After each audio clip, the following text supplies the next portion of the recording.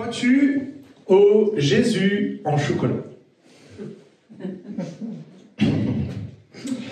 C'est vrai que Pâques, quand on regarde un petit peu les rayons de nos supermarchés, quand on regarde les rayons à Action, quand on regarde les rayons aujourd'hui, quand on parle de Pâques, on parle beaucoup plus de la poule et des œufs en chocolat, des cloches, et je parle pas de moi quand je dis ça, on ne parle pas des cloches qui viennent déposer le chocolat dans les jardins pour les enfants.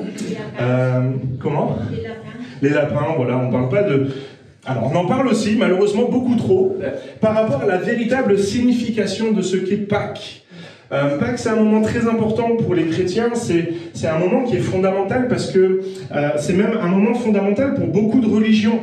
Les Juifs célèbrent aussi la Pâques. Alors, c'est pas la même Pâques pour eux, mais cette Pâques-là que célèbrent les Juifs, ça parle aussi de délivrance. Ça parle aussi du moment où Dieu va intervenir pour eux de façon à ce qu'ils puissent sortir d'Égypte. Et ils vont pouvoir sortir de l'esclavage. Donc c'est pour le peuple juif un moment important à célébrer. On célèbre notre délivrance. Et pour nous qui sommes chrétiens, on vient réaffirmer que Jésus-Christ est mort et ressuscité pour notre vie.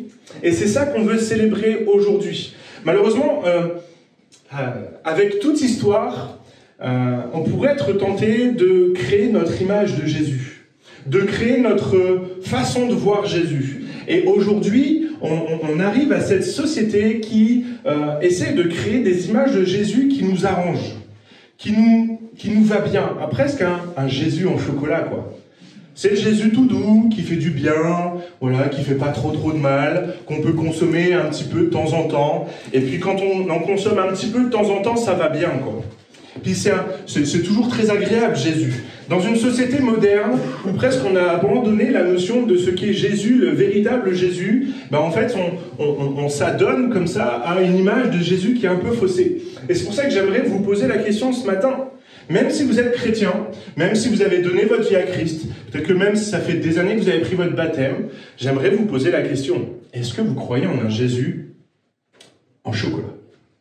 Alors, pour illustrer mon propos, j'aimerais qu'on puisse lire dans le psaume 115. Alors, en tant que prédicateur, logiquement, aujourd'hui, j'aurais dû aller prêcher sur la résurrection, j'aurais dû parler des disciples qui vont au tombeau pour voir le tombeau vide, parce que c'est le thème du jour. Mais je crois, hein, je sais que Jésus-Christ est ressuscité, mais j'aimerais qu'on puisse le proclamer au travers de qui est ressuscité véritablement. Et on va lire ce psaume 115, on va le lire en entier, je suis désolé, ou je devrais pas, hein. On va lire une grosse portion des Écritures, mais je trouve qu'il est très important et il recentre en fait sur quelle est l'image que l'on a de Jésus. Le psaume 115 nous dit « Non pas à nous, Éternel, non pas à nous, mais à ton nom donne gloire, à cause de ta bonté, à cause de ta fidélité. Pourquoi les nations diraient-elles, où est donc leur Dieu? Notre Dieu est au ciel, et il fait ce qu'il veut. » Leurs idoles, donc là on commence à parler d'un peuple, un autre peuple que le peuple d'Israël, hein. Donc là on parle de l'autre peuple. Leurs idoles sont de l'argent et de l'or. Elles sont l'ouvrage de la main de l'homme. Elles ont une bouche, mais ne parlent pas. Elles ont des yeux, mais ne voient pas. Elles ont des oreilles, mais n'entendent pas. Elles ont un nez et ne sentent pas.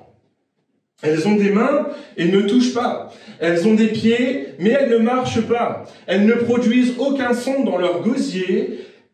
Et là, c'est fatal. On parle du peuple qui adore les idoles qu'on vient de décrire, hein, ces idoles qui ne parlent pas, qui ne voient pas, qui n'entendent pas, qui ne sentent pas. Ils leur ressemblent ceux qui les fabriquent. On retient bien ça? Ils leur ressemblent ceux qui les fabriquent, tous ceux qui se confient en elles. Et là, le psalmiste, hein, donc celui qui a écrit le psaume, va dire maintenant, il s'adresse à nous, le peuple de Dieu, à Israël. Il dit « Israël, confie-toi en l'Éternel. Il est leur secours et leur bouclier. Maison d'Aaron, confie-toi en l'Éternel. Il est leur secours et leur bouclier.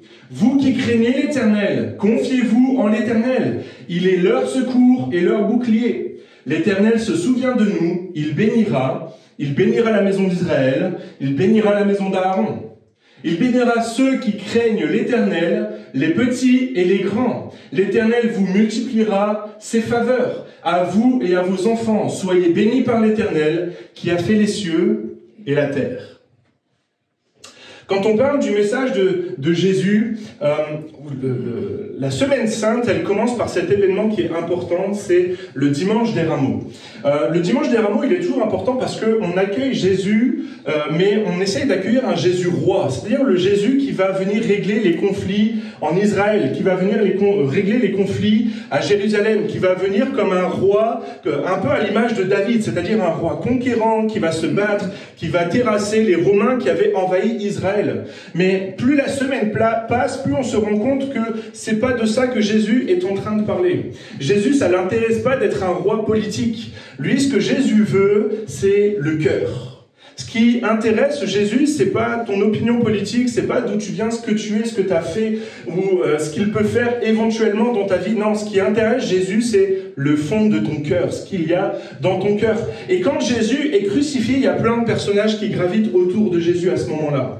Par exemple, on va avoir le Ponce Pilate. Ponce Pilate, c'était un gouverneur. Ponce Pilate, lui, sa femme vient voir en lui disant « Ouh là là, fais attention parce que j'ai eu des songes à propos de Jésus. Et à propos de Jésus, j'ai eu des songes et surtout ne fais rien de mal. » Mais Ponce Pilate a vu à ce moment-là une espèce d'opportunité politique. Il a dit « Ouh là là, si j'arrive à obtenir la faveur des religieux de l'époque, alors peut-être que je m'en sortirai mieux politiquement. » Et donc il a comme agi comme ça en ayant en tête cette orientation politique, et il a décidé de crucifier Jésus. Parfois, on prend des décisions dans notre vie qui viennent interférer. Jésus vient dans notre vie et il vient comme interférer avec nos envies. C'est-à-dire qu'on a des opinions, on a des envies, on a des ambitions. Et puis Jésus, il est là comme ça et il vient un petit peu interférer. Et on se pose la question, mais est-ce que véritablement j'ai besoin d'accepter Jésus tel qu'il est ? Parce que finalement, si je fais ça, si je continue mes ambitions, si je continue ma politique, je m'en sortirai mieux, quoi. Dans cette histoire, il y a aussi le peuple de Dieu qui, une semaine avant, dit « Hosanna, béni soit celui qui vient dans le nom du Seigneur, alléluia, gloire à Dieu ». On lui met les tapis, tout ça. Ce même peuple, quelques jours après, va dire « Crucifie-le ». Pourquoi ? Parce qu'il se laisse embrigader par le courant religieux de l'époque. Puisque tous les religieux ont dit « Ah ben non, il faut le crucifier », alors le peuple dit « Bon, crucifions-le ». Et ça parle de nous, mais est-ce que ta foi, elle est ferme et assise sur ce que toi tu crois, sur ce que toi tu penses de Christ, sur ce que la Bible pense de Christ, sur un discours, sur une influence de l'Esprit de Dieu en toi, ou est-ce que ta foi, elle est influencée par la religiosité ? Ou est-ce que ta foi, elle est influencée par ce que l'Église dit ? Et je vais même aller plus loin, peut-être que ta foi, elle est influencée par ce que Paul dit. Je parle de moi, pas l'apôtre, mais là, cette fois-ci, c'est moi. Plus vous allez m'entendre, plus je vais vous dire, mais prenez ce que je vous donne et reméditez-le, réfléchissez-y de façon à ce que ça puisse ça puisse bâtir votre foi à vous. Il y a une fois à la pépinière, j'avais choqué en disant je ne suis qu'un fumier. Oh bravo. Fumier de cheval. Hein? Ouais, du bon fumier. Ok. C'est quoi un bon fumier? C'est quelque chose qu'on vient déposer au pied des plantes pour les nourrir et de façon à ce qu'elles puissent grandir. Moi, Paul, je ne suis qu'un fumier pour vous. Je viens prendre ce que Dieu m'a donné, ce que Dieu m'a confié, je le dépose, je vous le donne et ça vient vous nourrir. Mais ça doit nourrir votre foi et pour ça, vous avez besoin d'aller puiser dans ces enseignements-là, de les faire vôtres, de vous les approprier de façon à ce que vous puissiez grandir. Autour de Jésus, il y avait aussi les religieux qui, eux, ont embrigadé la foule. Et eux voyaient en Jésus un concurrent à leur foi. Les religieux de l'époque étaient là très durs en disant « voilà ce qu'il faut faire, voilà ce qu'il faut faire ». Et ils prêchaient une espèce d'enfermement dans la religion. Et Jésus, lui, vient et il prêche la liberté. Ce qui est complètement... ce qu'elle est contre leur religion de l'époque. Et donc, ils voyaient en Jésus un adversaire à vaincre. Donc je repose ma question. Au moment de la crucifixion de Jésus-Christ, qui est Jésus pour toi? Est-ce que tu crois au Jésus en chocolat? Ce que tu crois de Jésus, ce que tu crois de Jésus détermine ta réaction à la croix. Si tu crois que Jésus c'est un opposant, alors tu vas faire de toute ta vie une opposition à Christ. Tu vas t'opposer à Christ en permanence. Si tu vois Jésus comme un simple homme, en fait tu vas dire, qu'il soit crucifié ou pas, je m'en fous. Si tu le vois, la façon dont tu bâtis ta foi, la façon dont tu vois Jésus-Christ, ça va bâtir ta foi. Est-ce que tu crois de Jésus façonne ta foi? Donc si tu crois que Jésus-Christ c'est le Fils de Dieu, mort et ressuscité pour ta vie, si tu crois qu'il est ton Seigneur, ton Sauveur, et qu'il est maître de ta vie, tout ça, ça va façonner ta foi, tout ça, ça va bâtir ta foi. Mais si tu t'appuies sur un Jésus-Christ en chocolat, tu vas vider Jésus-Christ de sa puissance. Et tu vas vider ta foi de sa puissance. Qui est Jésus pour toi? Est-ce que tu crois en un Jésus au chocolat? Alors je vais prendre trois exemples. Trois exemples de qui pourrait être Jésus. Dans un monde contemporain, on pourrait prendre Jésus comme un coach de vie. Mais la question c'est, est-ce que tu crois en un Jésus coach de vie ou est-ce que tu crois en un Jésus Seigneur? Alors vous allez me dire, c'est quoi la différence? C'est quoi la différence entre un coach de vie et un Seigneur? Un coach de vie, j'ai des formations pour être coach de vie, je le fais, je le pratique, en fait c'est quelqu'un qui va vous donner des bonnes astuces pour vous aider dans votre vie, pour vous accompagner dans votre vie. Un coach de vie, c'est quelqu'un qui va vous encourager, c'est quelqu'un qui va être là, mais il va surtout pas prendre de décision à votre place. La première chose qu'on apprend quand on fait du coaching, c'est qu'on ne fait jamais rien qui va contre la volonté de la personne. C'est-à-dire qu'on fait tout pour garder le lien entre le coach et la personne, de façon à garder ce lien qu'on appelle le lien thérapeutique, qui nous permet d'accompagner la personne. Donc la personne, peu importe ce qu'elle va nous dire, on va être d'accord avec elle. Peu importe son besoin, on va être d'accord avec elle. Peu importe ce qu'elle va manifester, on va être d'accord avec elle. Le coach de vie vient jamais véritablement titiller le fond du problème. Tant que la personne n'aborde pas le fond du problème, on ne dit rien. Et puis, on espère, enfin en tout cas moi j'espère dans les relations d'aide que je peux faire que, au fur et à mesure des entretiens, les personnes puissent m'ouvrir leur cœur et que là, cette fois-ci, on puisse aller en profondeur. Mais un coach de vie n'ira jamais à l'encontre de la personne. À la différence d'un seigneur. Le seigneur, c'est quoi un seigneur en fait? Est-ce que vous savez? C'est quoi un seigneur? Quelqu'un qui règne, hein? Un seigneur, c'est quelqu'un qui a un territoire, qui a un champ d'action, qui a des personnes à gouverner, il a une autorité qui l'incombe, et il demande à ses sujets, il demande aux personnes de qui il est responsable de faire certaines choses. Et quand on dit que Jésus, c'est le Seigneur de ma vie, c'est très très loin du coach. Parce que parfois, Jésus vient nous regarder et nous dit, mais ça là, ça va pas. Tu vois ce petit truc dans ta vie là, ça va pas. Puis le Seigneur, il vient, Jésus-Christ, quand il vient dans notre vie, il vient parfois pointer des doigts, des traits de caractère, des comportements, un péché, quelque chose qui ne va pas et que lui veut régler dans notre vie. Et à la différence du coach, c'est que le coach, il dit, oh, tu veux pas qu'on parle de ça? Mais on n'en parle pas, non, c'est pas un sujet, c'est pas grave. Jésus va dire, si, ça on va le traiter. Ça on va en parler. Parce que ça, c'est un problème dans ta vie qui a besoin d'être changé.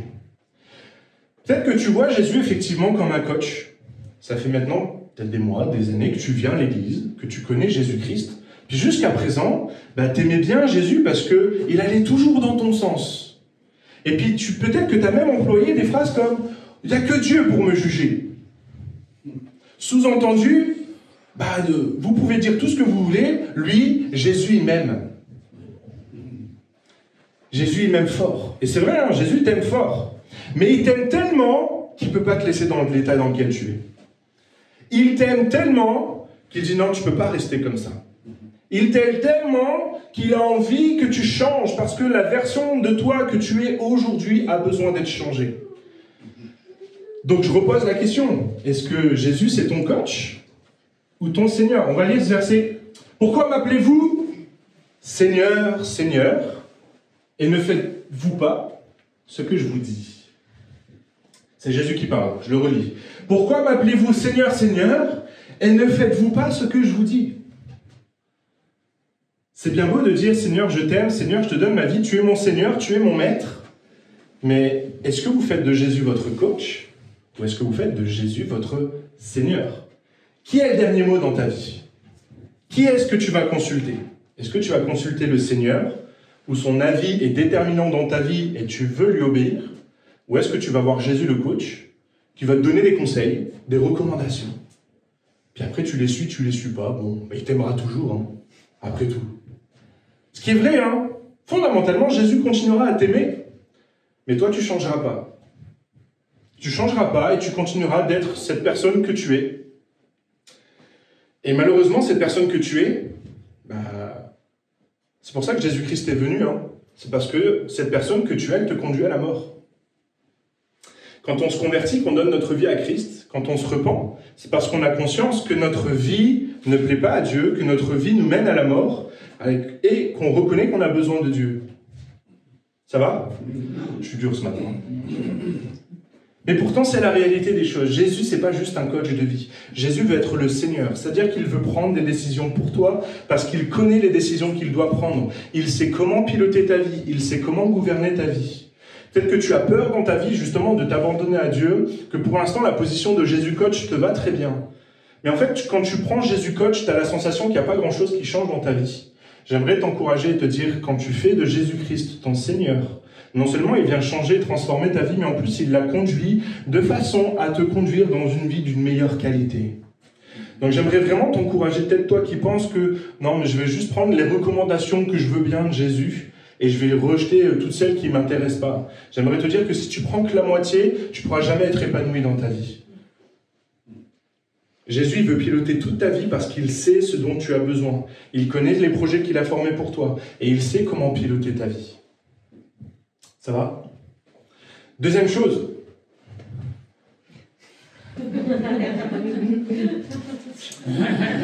Jésus sauveteur ou Jésus sauveur?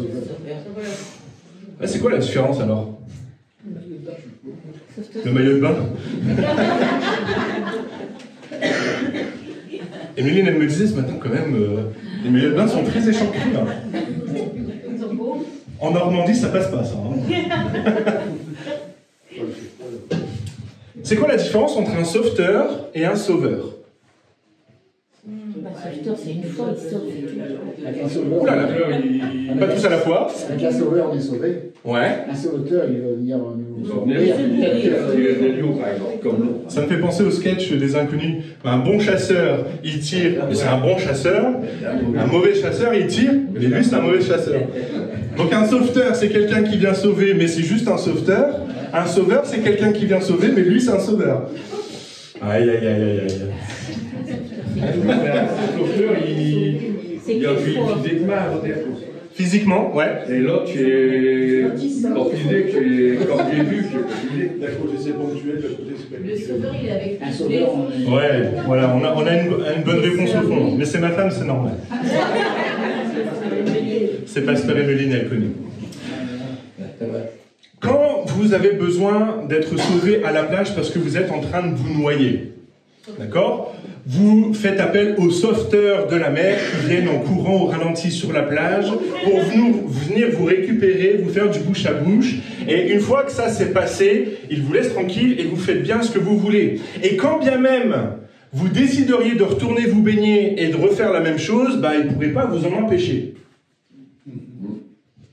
Tandis qu'un sauveur, le sauveur, non seulement il vient vous chercher à la plage, il vient nager, il court au ralenti pareil, hein. Il fait tout pareil, il vient, il vous ramène sur le bord, il fait du bouche à bouche, il applique les premiers soins, il vous aide, il vous accompagne, mais en plus, il vous donne les ressources dont vous avez besoin pour ne plus aller vous noyer. Et comme le dit Emmeline, le Sauveur vient et ensuite il est avec vous au quotidien pour vous empêcher de nouveau de vous écarter de la route. Et parfois, en tant que chrétien, on aurait tendance à voir Jésus-Christ comme juste le sauveteur de notre vie. Oh, Seigneur, mes finances, elles sont dans le rouge, viens, sauve-moi. Seigneur, ça va pas dans ma famille, il y a des conflits, viens, sauve-moi. Seigneur, ça va pas dans ma vie, tu vois, je suis malade, j'ai un cancer, sauve-moi. Seigneur, tu vois, dans ma vie, ça va pas, j'ai un problème, j'ai une difficulté, viens, sauve-moi. Puis Jésus, parce qu'il nous aime, il intervient.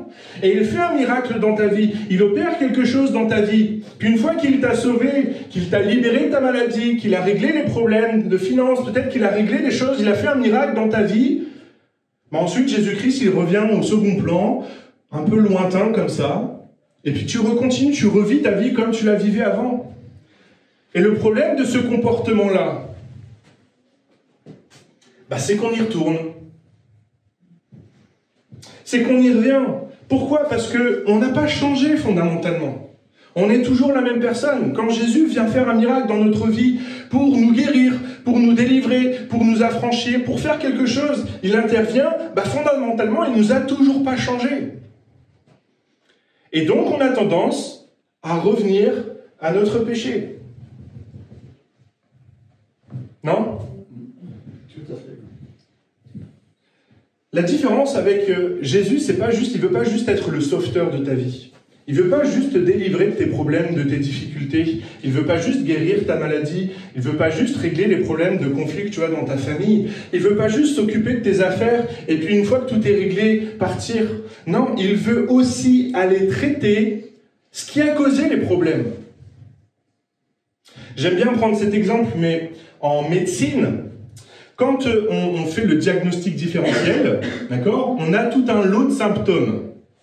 Et en fait, les médecins pourraient être tentés de dire, on va soigner les symptômes. Puis en fait, on soigne les symptômes, donc on prend un Doliprane. On a mal à la tête, je prends un Doliprane. J'ai mal à la tête, je reprends un Doliprane. T'as encore mal à la tête, je reprends un Doliprane. Et on se shoot comme ça au Doliprane. Puis jusqu'au jour où on se dit, mince, quand même, ça fait un bon 6 mois que j'ai mal à la tête tout le temps, que je me dope au Doliprane. Et si j'allais voir un médecin? Le médecin, il dit, ok, vous avez mal à la tête, on va faire les examens, tout ça. Ah! Vous avez, je sais pas, un cancer à la tête, un cancer au cerveau. Je sais pas, hein. Ok, entre autres.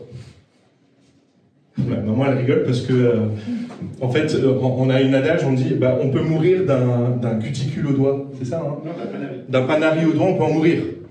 On a toujours la... Bon, si vous avez mal à la tête, vous n'allez pas mourir. Et vous n'avez pas nécessairement un cancer. Voilà. N'allez pas voir le médecin juste parce que vous avez mal à la tête. Hein. Par contre, allez voir le médecin si ça fait 6 mois que vous avez mal à la tête. Ok? Ça va? Ok, fin de la parenthèse, on clôt le dossier médical. Mais fondamentalement, c'est ça le problème. C'est que des fois, en tant que chrétien, on voudrait que Jésus soigne juste les symptômes. Mais ce que Jésus veut soigner fondamentalement dans notre vie, c'est l'origine du problème. Et entre nous, soit dit, bien souvent, l'origine du problème, c'est rarement les autres. Rarement. Bien souvent, l'origine du problème, c'est ce qu'on a au fond du cœur. C'est pas toujours le cas. Il y a des fois, on subit des choses, on subit des difficultés. Mais fondamentalement, même quand on subit des choses, des fois on a tendance, en tant qu'être humain, à aller se mettre dans des circonstances difficiles, quoi. Non? Pareil, je chatouille un petit peu. Mais fondamentalement, Jésus ne veut pas juste être le sauveteur, c'est-à-dire qu'il ne veut pas juste guérir les symptômes de ta vie. Jésus veut aller traiter le problème en profondeur, changer profondément qui tu es, changer profondément ton cœur, de façon à ce que si tu as des problèmes d'argent, oui, il va intervenir parce qu'il t'aime et parce qu'il veut prendre soin de toi. Mais si tu as des problèmes d'argent, il veut aussi aller traiter le fond du problème de pourquoi est-ce que tu en arrives à avoir des problèmes d'argent. Et ce n'est pas que la faute de l'État. Peut-être que si tu es malade, mon papa médecin dit souvent que 80% des maladies sont liées à des problèmes psychosomatiques, c'est-à-dire des problèmes de l'esprit. C'est-à-dire qu'on est malade dans son esprit et ça a des répercussions dans le corps. Donc on pourrait soigner ce qui se passe dans le corps, mais Jésus lui veut venir soigner ton cœur de façon à ce que tu sois guéri de ce que tu as vécu, de ton passé, de tes difficultés, de façon à ce que ça n'ait plus d'impact dans ton corps. Tu as des problèmes relationnels, mais Jésus ne veut pas simplement régler les problèmes relationnels, il veut aussi changer ton caractère, changer ton corps, changer ton cœur, de façon à ce que ces problèmes relationnels s'arrêtent, parce qu'il va adoucir ton caractère, il va te donner des paroles nouvelles, il va te donner un comportement nouveau. Jésus, c'est pas juste le sauveteur de notre vie, c'est celui qui vient nous changer radicalement, en profondeur, de façon à ce que nous puissions vivre une vie meilleure. C'est toujours ça le but. Je le rappelle, mais Jésus-Christ, son objectif, c'est de nous conduire dans les verts pâturages, près des eaux paisibles, dans un lieu calme, dans un lieu d'épanouissement. C'est ce que Jésus veut faire dans notre vie. Mais pour ça, il a besoin de venir changer notre cœur en profondeur. Matthieu chapitre 1er, verset 21, donc on est en train de proclamer qui est Jésus. Et donc l'ange s'adresse à son père, il dit « Tu lui donneras le nom de Jésus, c'est lui qui sauvera. » Non, c'est celui qui sauvera son peuple de ses péchés. Et vous remarquerez qu'à ce moment-là, l'ange dit pas, il viendra vous sauver de vos infirmités, de vos maladies, de vos difficultés. Il vient pas vous sauver de vos problèmes d'argent, de vos difficultés. Non, il vient vous sauver de quoi? Du péché. Et le péché, c'est quoi?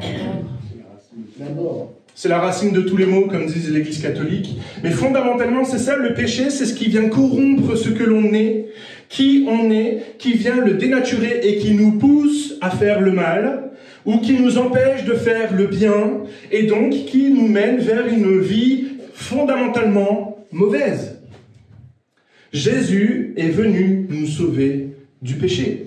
Alors, question, est-ce que tu veux juste être secouru dans ta vie ?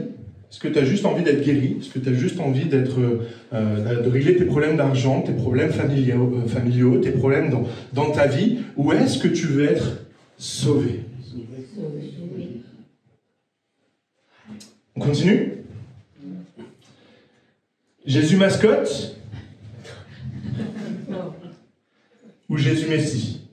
Jésus Messie. Ouais, mais vous avez les bonnes réponses, ça compte pas. Le Jésus mascotte, c'est un peu le Jésus à la carte. Ou c'est un peu le Jésus quand j'ai envie. À la célébration de Noël, je viens parce que, quand même, Jésus, quoi.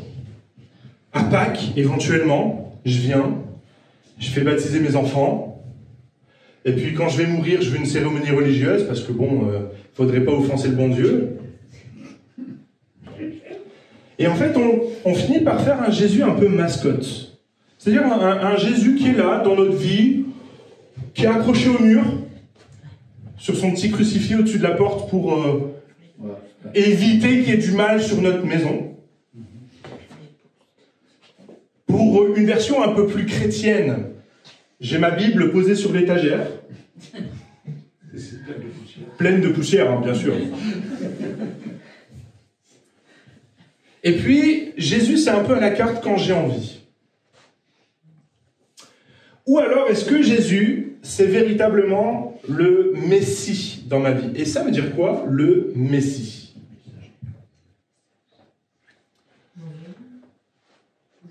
L'envoyé, loin.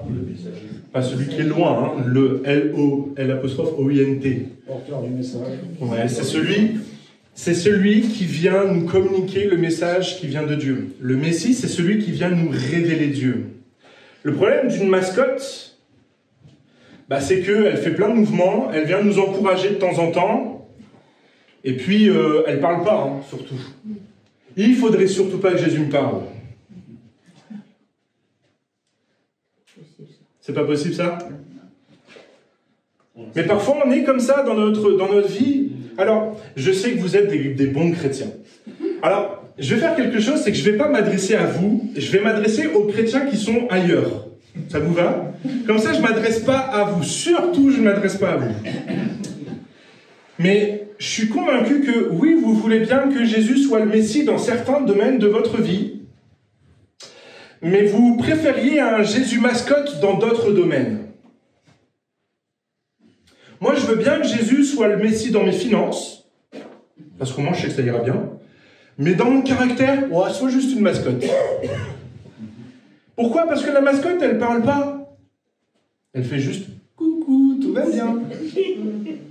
C'est ça une mascotte, hein? Elle fait comme ça. Comme dans l'image. Tout va bien. Mais le Jésus mascotte ne parle pas. Jésus, le Messie, lui, a un message de la part de Dieu à te communiquer dans les moindres domaines de ta vie.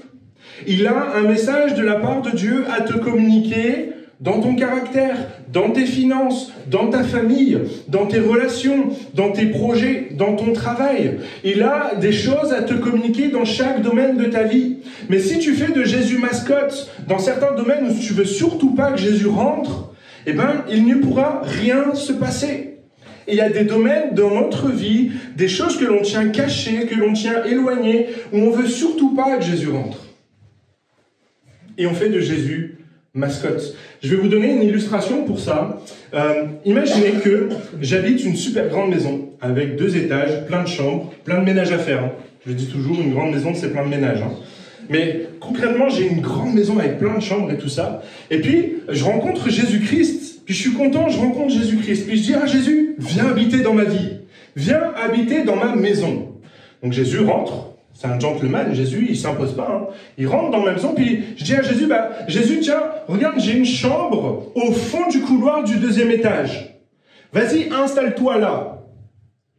Puis je suis content, j'ai invité Jésus dans ma vie, et puis tout va bien. Et puis le soir, d'un coup, il y a des gens qui toquent à la porte, et puis ils enfoncent la porte, et ils font la fête dans la maison, ils remuent, ils font carnage, ils cassent tout. Bref, c'est le bazar dans ma maison, ça va dans tous les sens.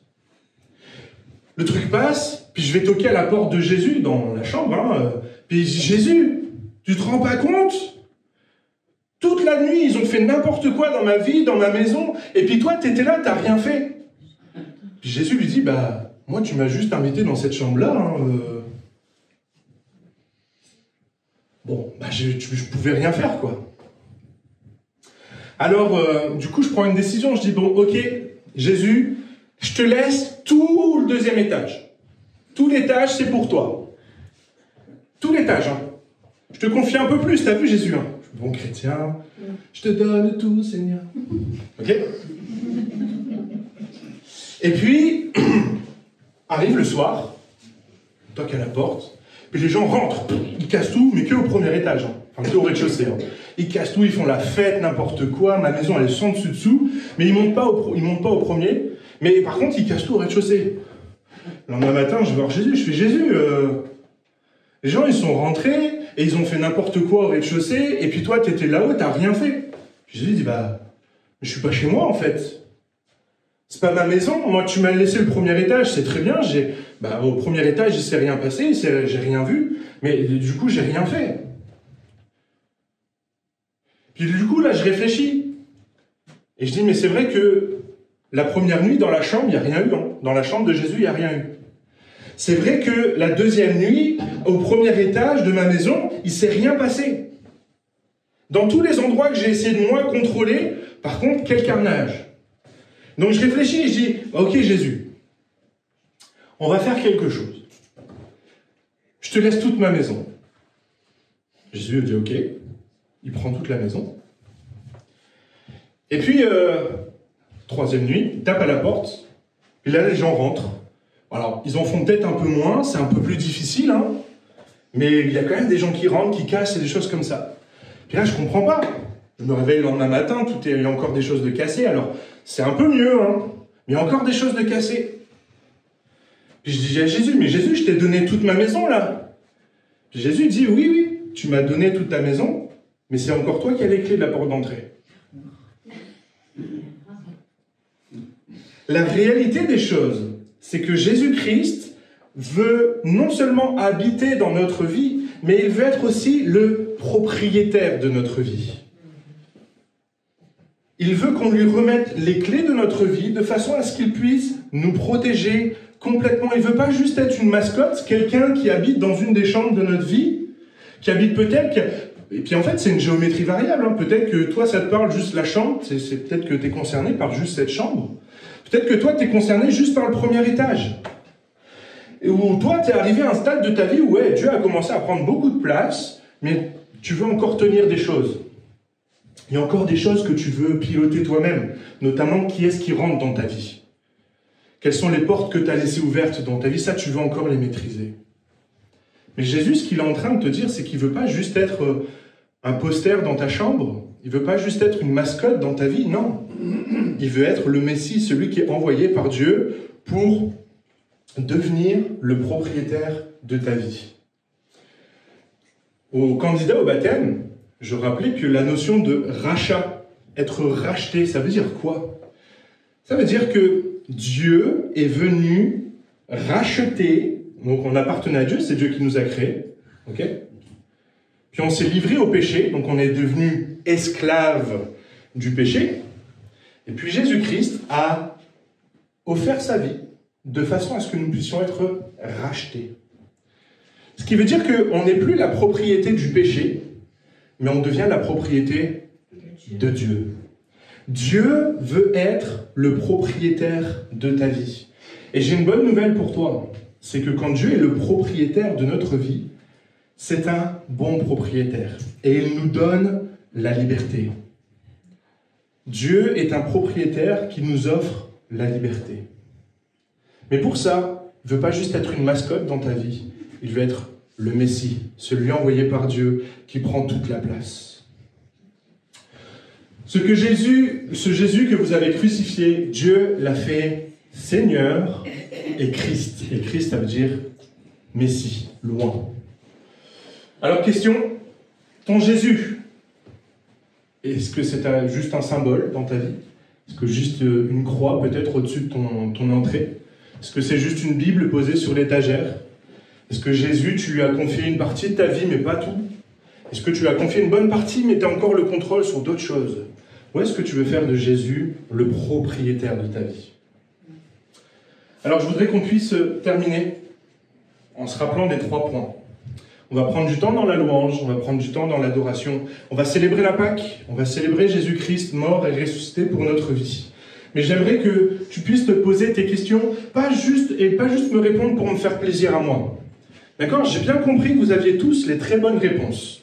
J'ai bien compris que vous saviez qu'est-ce qu'il fallait choisir pour être un bon chrétien. Ça, je l'ai bien compris. Maintenant, posez-vous la question véritablement. Est-ce que véritablement, dans votre vie, Jésus-Christ, c'est juste un coach, c'est-à-dire quelqu'un auprès de qui vous allez chercher des conseils, ou est-ce que c'est le Seigneur, c'est-à-dire que c'est lui qui a le dernier mot sur ce que vous faites? Est-ce que c'est juste un sauveteur, c'est-à-dire que vous l'appelez à l'aide quand vous avez un problème, mais il ne faudrait pas que ça aille plus loin? Ou est-ce que c'est le sauveur, c'est-à-dire qu'il vient non seulement vous sauver de votre difficulté, mais en plus il vient changer qui vous êtes, il vient changer votre nature, de façon à ce que vous ne retombiez pas dans vos travers? Est-ce que Jésus, c'est juste une mascotte qui est affichée comme ça dans votre maison, une petite croix au-dessus de votre lit, au-dessus de votre porte d'entrée, juste une Bible posée dans votre maison? Ou est-ce que c'est le Messie, c'est-à-dire celui qui a l'autorité dans votre vie, à qui appartient toute votre vie? Et toutes ces questions-là, j'aimerais que vous puissiez vous les poser individuellement pendant ce temps de louange.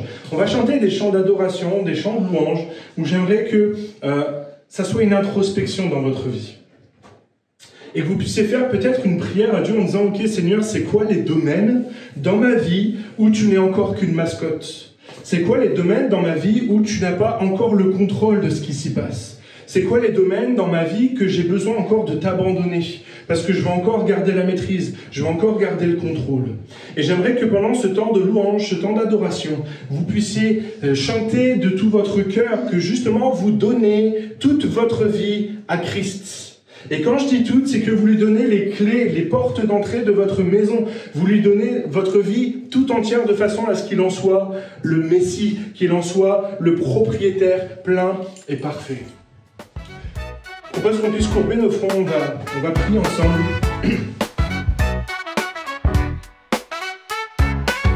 Éclater de joie en mon âme, déborder de joie en mon cœur. La présence du Seigneur, c'est la source du bonheur. Éclat, déborde de joie en mon cœur.